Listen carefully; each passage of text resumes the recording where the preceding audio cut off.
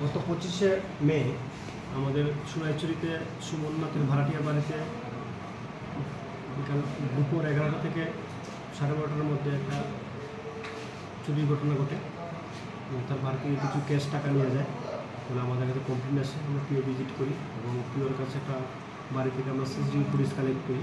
Collect করে CCTV ফুটেজের ভিত্তিতে আমরা কালকে দুপুরবেলা আমাদের সাবরুম হসপিটালের সামনে থেকে আমরা ওই ঘটনায় যুক্ত একজন লোককে গ্রেপ্তার করি এবং তার নাম হলো সুজিত দাস, বাড়ি আমাদের সাতচানে বাজারের সঙ্গে।